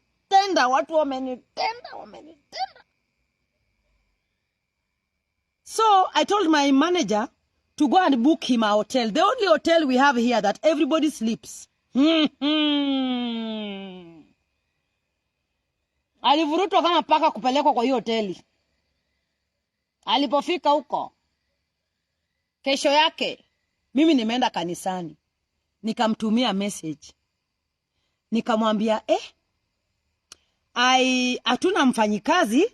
We don't have a chef even to cook for me. Tutajipanga kichali-chali. So I was expecting him to tell me he doesn't have money so that I can facilitate him. He blue-ticked me. I called him. He didn't pick up my calls. So when I left church, I came back home. My mother-in-law wanted me to go to her home and I told her, no, I have guests at home. So, hey, usiseme hivyo. Usiseme, yani sitaki tufikirie hivyo. Sitaki, I get goosebumps. Chai. No. I found him on the way walking. And he wasn't picking up my calls. So I stopped the vehicle. And I asked him, hey, come in. I've been calling you, you're not picking up my calls. Then he's like, I'm going to see Felix just here. And because he's a composer, I thought maybe he needs his space. So he's working. Felix, can I see machelo cha nyeo bundles? Siwezi kuambia ni nani, mtajijulia tu. So, then, sitaki kumwaribia. Nataka tu kukwambia how women can find themselves in very slimy situations. His intentions, I don't know. But it was weird. Ngoja story nakuja. Ngoja, tulia. Then, akakataa kupanda gari yangu. So I'm like, okay. So I went home. He said he's going to see Felix. And I have another gate down there for employees. So I thought he was going to go in there and maybe come up. So I finished cooking. I called him, he didn't pick. His phone was ringing, he didn't pick. I was like, okay. Then the guy is safe, happy where he's sleeping. Night came. Me that night, I went somewhere. I covered myself. I danced the hell out of me. I danced. Until 1. Then I came back home and slept. The next day in the morning, I'm calling this guy. He's not picking up my calls. We're supposed to collect the kids to start rehearsing the song for the foundation. He's not picking up my calls. I sent my driver to go and check on him in the hotel. Me, I thought I booked him in the hotel. So I sent my driver just in case the guy died in the room. I don't know. Because he's not picking up my calls. Then my driver went there. Found the room open. The guy is not there. Aki watu wa TikTok iliisha tu hivyo. Situwa invite kidogo. Wasione vibaya. Na hii mambo ya internet sitaki. Inanikasirisha sana. Watapata tu story nusu. So, my driver went and found an empty room. He was told that the guy checked out. The guy checked out. Okay. He was told the guy checked out. Kumbuka, he left my house with my gadget also. Anatembea nayo.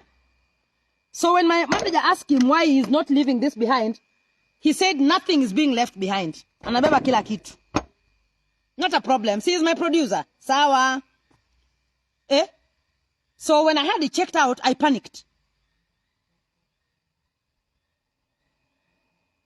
Network ni mbaya. Woi. Sasa nifanye aje? Mnaniona sasa? Unaenda koro. Network kendo. Anyau.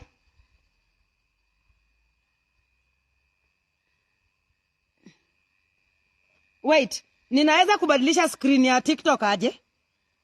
Network iko sawa? Okay, iko sawa. So, nyi watu wa TikTok mmeingia kama tunasema story ya a man who insisted to sleep in my house and we're just the two of us. I don't want to speculate, but my stomach is telling me that there was something wrong. So, when I had it checked out, I'm like, hey, he's checked out. Kwani kumbe alikuwa amekasirika ameenda wapi? I called, the guy was not picking. I sent texts, he was not replying. Then I took somebody else's phone and I called him. The guy was, he said he's in Imperial Hotel, Kisumu. Is there a hotel called Imperial in Kisumu? Is there a hotel called Imperial in Kisumu? So I was like, you are in Imperial Hotel, Kisumu? Ati ya, mahali alipelekwa kulala, ilikuwa na, he could not sleep. There was no food. There was no soda. There was no water. There was mosquitoes. There was bed bugs. There was.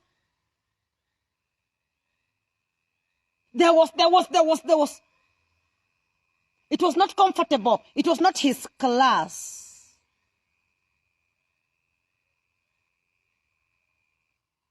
Yeah.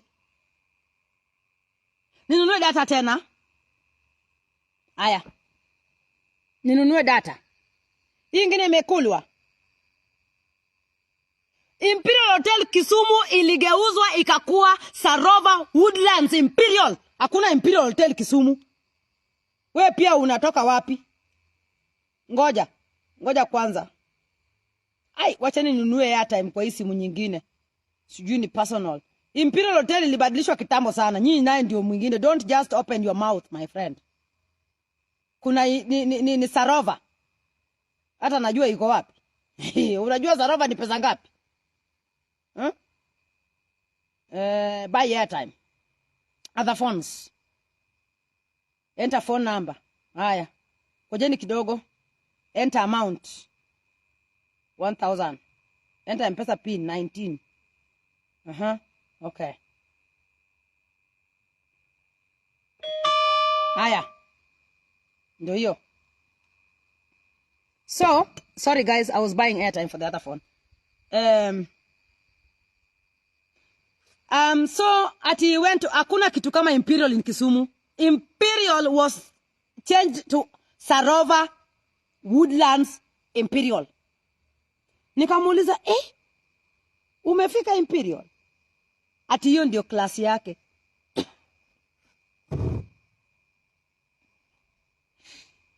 Jo class yawa, jo class bro nega, jo class.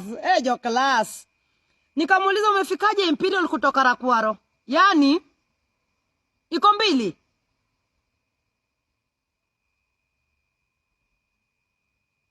Haya.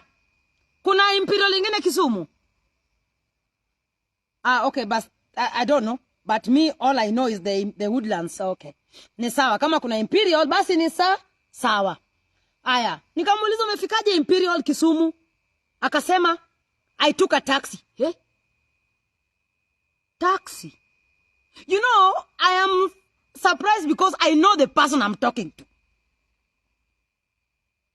So hii kupanda, sasa nikaanza kufikiria, umepandishwa ndege leo tayari klasi ishaenda juu. Wewe uwezi lala kwa hoteli kama hizi hapa ya Rakwaro. Wewe ni Imperial and above. I was like, okay, now this guy has class all of a sudden. I had to play smart because he had my things. And I'm tired with sending demand letters and kumbe kitu kangu kameraruka.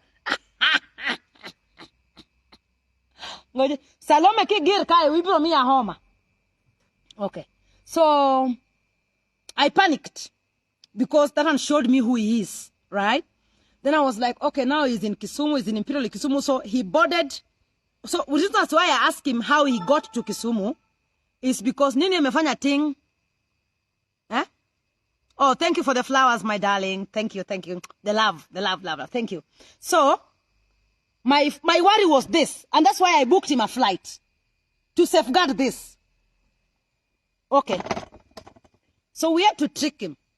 I told my manager, let us be a bit intelligent with this boy, because he's beginning to behave funny. His head is leaving him. He's only left with, I think, bore. The brain has left him. So trick him to come back that he's coming to record my dad so that he can come back. So he gave me mandates. He sent me a long message saying, you know, Kwanza, hold on. Yeah, he sent a message saying, he will stay in, he had to look for a place to sleep because the place he was taken is not his class, and he had to look for a place that is class so he can rest. And when I'm ready with the children, then he will come and train them. In the meantime, I should look for a vocalist, a male vocalist, that will come and do the backup. And when I am ready, and because he does not want to spend money coming to Rongo with taxi and back to Kisumu. Yani somebody is working in Rongo and operating in Rongo from Kisumu with a taxi. Omera kotka na maonge pesa. Asando rama late. Mbona watu wa Facebook waniwekei maua hapa? Kama mwekeweka maua hapa, tuma love hearts. Aya. So, I'm like, okay, this guy is operating from Kisumu with a taxi to come and record the children here, then go back. Pesotas, this guy is loaded. So I don't know whether he was trying to tell me he's in the... someone that I know that I have to send transport to Nairobi, take a bus to come to Rongo. Now I put him on the flight. Class. Shapanda. I got a bit angry about myself, and I was like, I should have left this guy in the bus because he belongs to the bus. Sasa sahi, hierarchy. Sijui ni kama vile aliketi kwa ile kiti ya Neliox akaona ni kama anaweza kutoshea hapo kwa ndege, ama ni nini alikuwa nayo kwa kichwa yake, because up until now I'm not able to fathom what was in his mind, really. But I'm scared. I feel so scared, and I think my instincts were right. So we tricked him to come back. So he came back so happy that he's going to record my dad. Well, my dad, I've not seen my dad in a while because I've been busy with Migori County things. So when he walked in, I told the security, the moment that computer walked in this compound, pap, it's not working out. So when he walked in with Ogile. Seeing me, he was Ogile, happy. And I didn't want to see him because I felt very disappointed. I thought I should have left you to stay in the bus for 8-9 hours. Basi yaribike huko, lali huko kwa baridi, that's where you belong. Out of my good heart, I just decided to make you have some comfort. Sasa usifike umechoka. So, the guy came in, and I saw my computer, back full, wall. And I know what most employees have done to me. I've collected my things, my cameras with police. I've seen it, man. I've been there. Hata kuna mmoja sahi amekwamilia masimu. He never worked. He asked for 100,000 for salary to be a PA. I didn't have a problem with that. But he wanted to work from home. You are asking for 100,000 and you want to work from home. Kuna corona. Kuna corona ndio ukose kuja ofisini wewe. Well, that's story for another day. So the guy came in. I saw my laptop. I told my manager, please pick up the laptop from him and any other thing he asked for my studio, and ask him that we will call him once we have drafted a contract. Remember, I was going to give this guy a permanent job to be the sole teacher, music teacher, not music ya class, music ya kubangaiza ya hapa nje. Because nowadays, for you to even employ anybody coming to work with the school, they have to be under PTA, right? Something, Teachers Service Commission, or whatever the case. Nilikuwa kumpatia tu a hustle side job. So I told the manager to let's go straight up. When you do a song with the kids, how much will he charge? He said now he will charge 30,000. Ashasahau the long-term work I was going to give him. I was fantasizing that he's going to get himself a house. He will be waiting for the children to come out of school and then maybe, train the kids and go with the kids up to the nationals or whatever the case, vocals. And, that was in my head, not his. Hiyo ilikuwa ni kufikiria kwangu, si yake. Yeye kichwa yake nilikuwa napiga hesabu tofauti. Labda alikuwa ameketi akasema, aka kako desperate.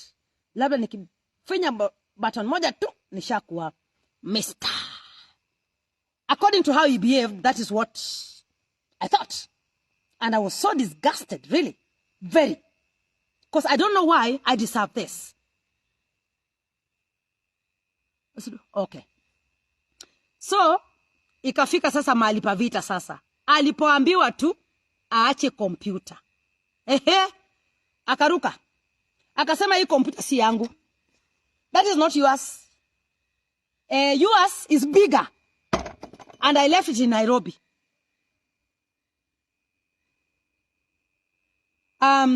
Omosh umeanena madongo. Yani, ile maneno mulisema kwamba Omosh alikuwa street boy. Imefanya...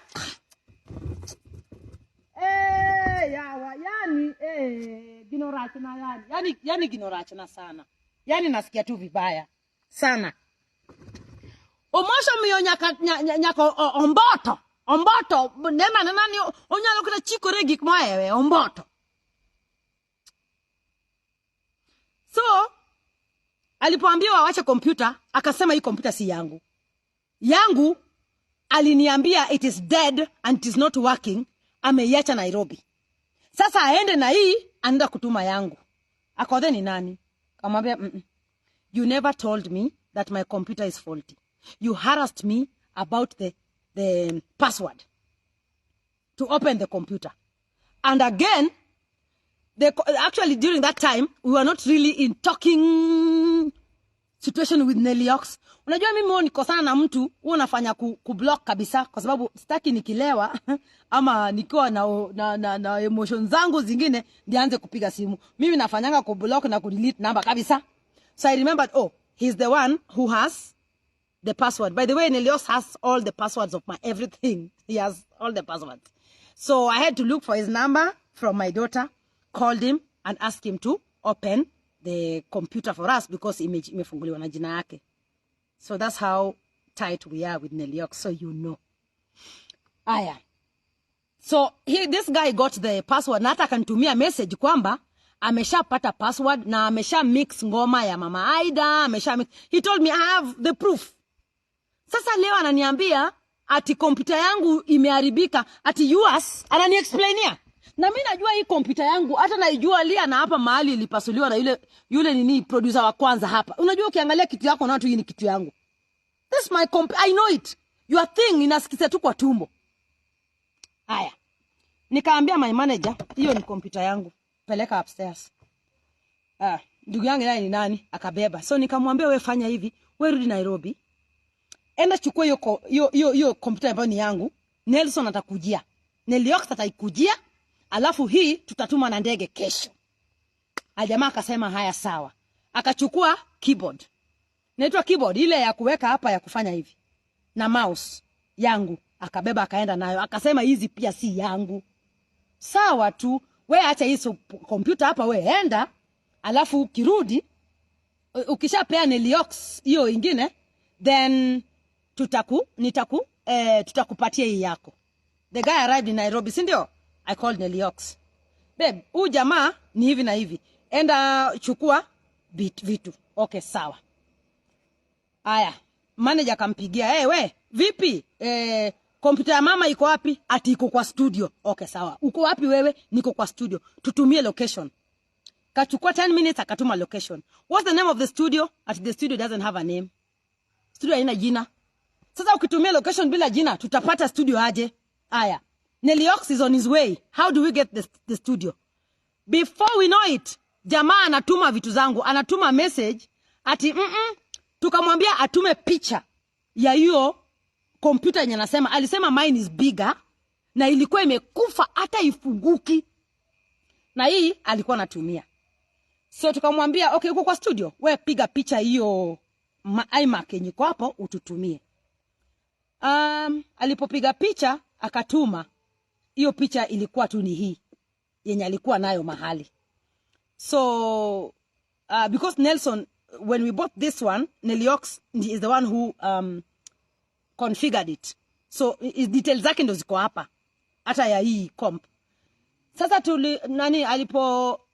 Neliox alipompigia kwamba he's on his way, the guy alituma the rest of I asked him akiwa hapa, is there any other thing you picked up from the studio? Akasema no. Kumba alikuwa amechukua the recording, netwaje hii microphone, alikuwa amechukua sijui na vitu zingine hapo. Aliweka kwa bolt iende huko kwa Neliox. Mambo. Salome, wacha show. Wacha ni show hapo. Sasa Neliox kanipigia kaniambia the guy has said he has sent the things and actually the computer that is at home in Rongo, that is your computer. Ati he had confused. Can you guys tell me what exactly this guy wanted? A grab what? Naona tu mnaandika grab.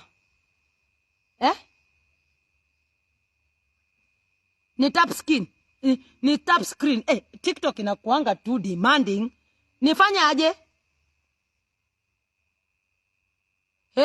Ni tap screen ndo mseme ninaomba gift. Wewe uro wada.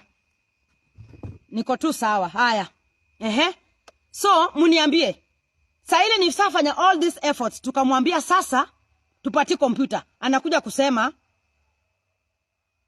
ni grab top gifts. Una grab aje?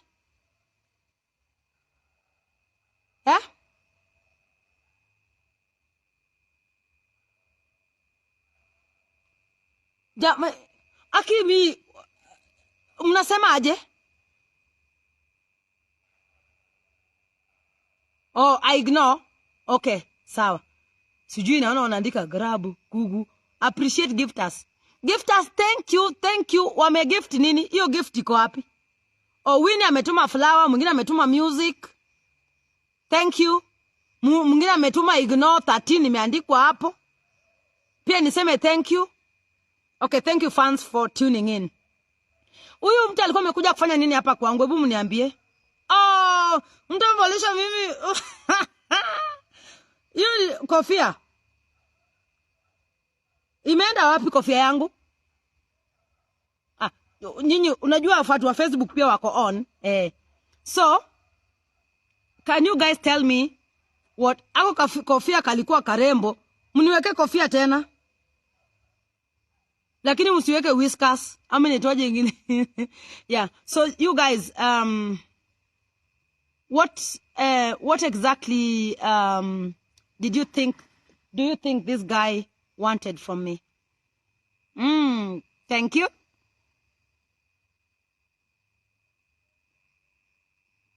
Wamenivalisha paka miwani pia. Watu wa TikTok wanambwembwe. Na nyinyi Facebook mmeketi tu kila siku mmeketi tu hapa hivi. Mwenyewe mmenipatia nini? Kaflower, thank you very much. Ni coins. Kuna coins. Aya, wameniwekea maua. Aya, kofia. Na watu wa Facebook tuachane nao, si ndio? Wao niangalianga tu hapa. Kazi yao ni kunitukana. Aya. Anyway guys, wametokelezea. Ona.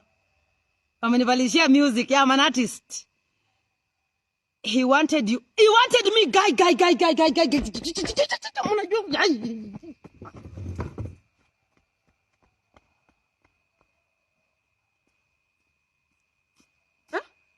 Usiseme yo.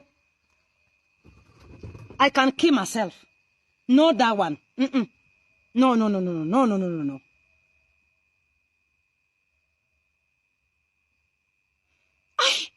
He wanted me. Ndio manake alienda ku check in Imperial ndio awe class ama.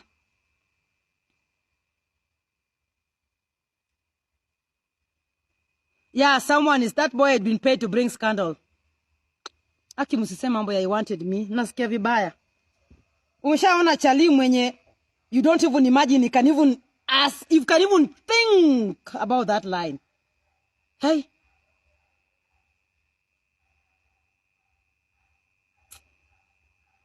So, that is my experience. I've had quite a lot of experiences here. I've had bad experiences here. God always take care of me. I am human. I'm a human being. I know I'm being fought left, right, center, but it's because of my star. And I don't retaliate because I know there is someone who is working and fighting for me.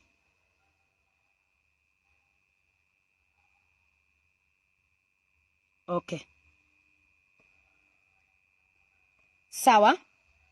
So, alikuwa anataka.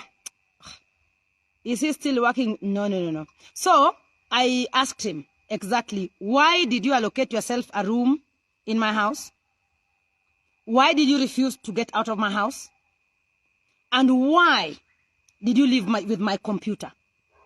He has sent me a long message trying to tell me how he didn't want to stress me. He saw I had a long day. I don't know. Hizo vitu vya beach boy hizo, man. So what I'm trying to say, yeah, I need to pray more. Yeah, I've sat on the table with people who would finish me. Imagine if this boy slept in this house. Kama angeamka aanze kupiga nduru. Ningejitetea aje? Ningewaambia nini?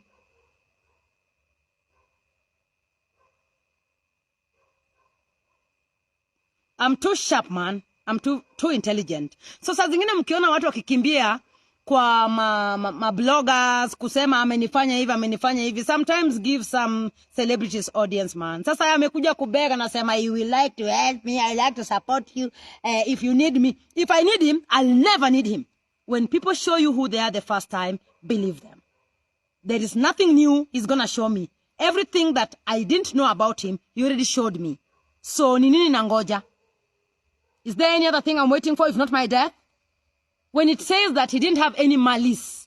Malice is malice. Malice doesn't mean someone cuts you with a knife or someone kills you, no. Malice is when someone makes you feel guilty of a sin you never committed. That's malice. Gaslighting, manipulation, like him not picking up my calls, he was gaslighting me. Trying to tell me that he's operating from Kisumu. Even government official cannot operate from Kisumu.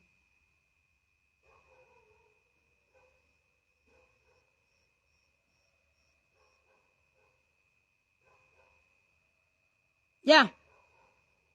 Nowadays, nobody can manipulate me. Whoever you are. The moment I feel my space invaded, sijui nakuja na age. Hata kama wewe ni mfanyikazi wangu, sweetheart, unaenda. Yani you are going. Even if you are my friend, people that I block. Number one, if you always tell me things that hurt me, I block you. If you always thwart me in some way, I block you. If you give me silent treatment, I block you. If I call you and you don't call back, when you call me back, I won't pick, but I will block you. Because then, I really don't need you. God has been with me. God has walked with me. Yani ni Mungu tu amekuwa akinilinda kwa hizi streets. People have planned big things for me, but I've jumped all the hurdles. So whenever you are, pray guys. I do pray quite a lot. Yeah, I always kneel down next to my bed.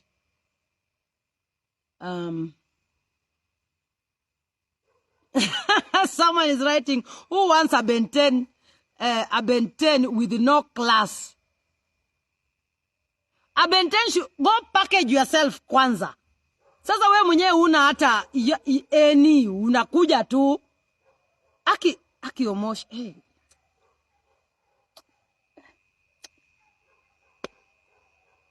Hey. Anyway, guys. Thank you very much for tuning in. I think it's time to sleep. I can see TikTokers are very, very awake. Thank you very much for it's 100,000 likes. Thank you. And I can see 1,700 people tuned in. Facebook, we were at 8,000. We are back to 4,800. Thank you very much. I love you so much.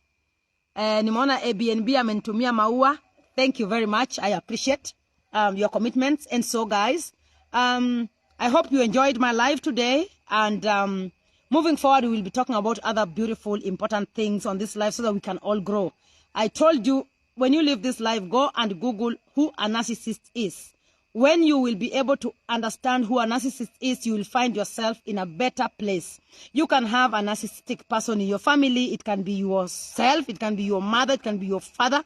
It can be your friends. It can be your children. I mean, guard your space. Take care of your mental health. And be who you are. Either people have to adhere by your rules or either they kanyaga inje ama wakanyagishwe. Nobody wants to go 6 feet under without enjoying this life. Okay? What's the time now? Wow! It's midnight. With exiting.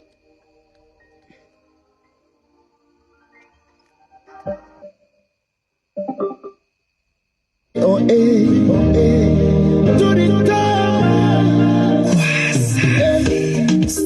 Starima wo. Najua maisha yako yaliyumba pale ulipowapoteza wazazi wako. Yule Salima wa jana, sio Salima wa leo. I love you too, guys. I know we are going through very difficult moments, and the only thing you can do for me is always stay positive. Don't allow anybody cross your line. Don't allow anybody limit you. Do whatever you want to do with whoever you want to do it, as long as you're not crossing anybody's path. You're not causing any traffic jam because you are on your lane. Those who you are hitting along the way are standing on your lane, and don't allow it. Kick them and move forward. Okay? Let nobody limit you because the potential in you is greater than what they're saying. Don't be afraid of what people say about you, because they're always saying the ones you've had cannot be compared to the ones they are gossiping, the ones that they can't type with their hands. Everybody is going through something. Everybody here, as we can see right now, wants to change something in their lives. It's only that they do not have the energy to get out of that kind of situation. So when you see someone strong like me, do not try to hang on your gorilla on my back so I can start feeding your gorilla. I already have my monkey I'm dealing with. So kila mtu deal na depression yake. Kama sasa unaona hizi mikucha zinanisumbua. Nilizifanya Nairobi 2 days. I took a flight to go and do my nails. I came back. My nails are broken. Hii inanisumbua na nikosia usingizi. I don't know why someone cannot come and put up a nail bar here in Migori County. We've now opened business for you guys, okay? What I'm saying, don't allow anybody limit your potential. Go all out there. Do whatever you're good at doing, okay? We have enough space for all of us to make enough money and live a good life.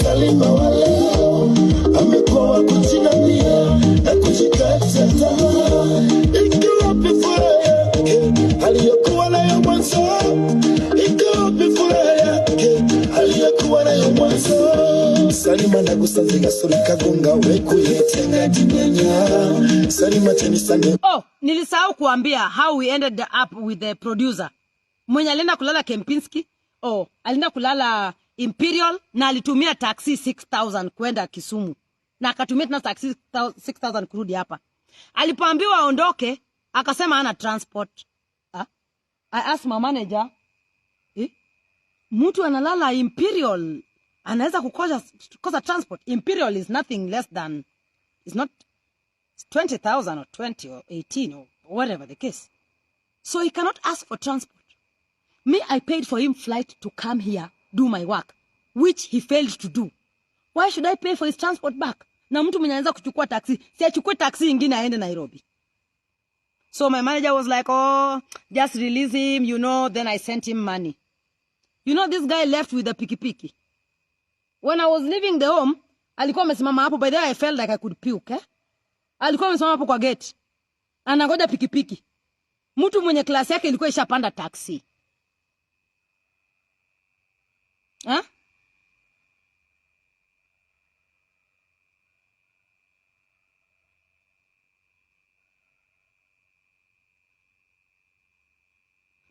Si alichukua taxi tu Kisumu, shida iko hapa akichukua taxi tu Nairobi. Wadia nindi jokama, wacheni nikalale. Weura dia nindi. Mimi ni mwana ya kutosha kwa hii dunia. Na wale wanawake wanatumia jina yangu chase clouds. Stick to your lane. I never mention anybody's name. I'm not comparing myself with anybody. I don't even know you, nothing. Kindly, I request you to stay on your lane. Siku hizi I don't give anybody platform. Siku hizi si mention maji ati vile kitambo. Ati ndo nikupatie attention. Ati mimi. Demand letter. So either you pay or you shut up. So ni hali ya kuheshimiana, Kila mtu tu aishi maisha yake. We have enough space here. You can do whatever you want. In fact, inuka, anguka, cheka, fanya mwakwapa yako, everything. Just leave people alone. Leave people alone. Hi. They're saying hi. Kai, aki TikTok wako active, wako busy. Watu wa Facebook. Wazee wenzangu hawayuni. So guys, we go to sleep. Ice cream. Aki nimeona ice cream paka nimeona mate na anguka. Hii ice cream ni nini? Naona Airbnb. Airbnb ameni gift sana. Amenipatia ice cream times 1, ice cream times 2. Thank you. Thank you very much. I love ice cream. Hata sasa nenda kula. Wewe vile mniambia naenda kula ice cream. Umu nini maber jowadu? Umu nini maber? And you guys, you sleep well. I love you so much. And, gift ya TikTok ni pesa. Kama hii kofia umenivalisha hii ni pesa. Yeah. So guys, I really do love you. Thank you very much for tuning in. You kept me company tonight. And watch out. I posted a number that is trying to swindle people. Left, right, center. They tried to swindle Nelson. He was too intelligent. Neliox is a man of few words. Nell is a man of few words. Okay? So when the lady approached him, he was like, huyu ni scammer. And especially when they ask ati kwani wewe namba yako ni nani, kama niko namba ya Ladama sijui na nani. Sasa scandalous anagombana hata na client wake. Yeah, so yeah, thank you very much, guys. I love you so much, and I wish you a lovely good night, okay? I love this song. Normally it calms me down. Salima chini sande uya yende. Samina mpange.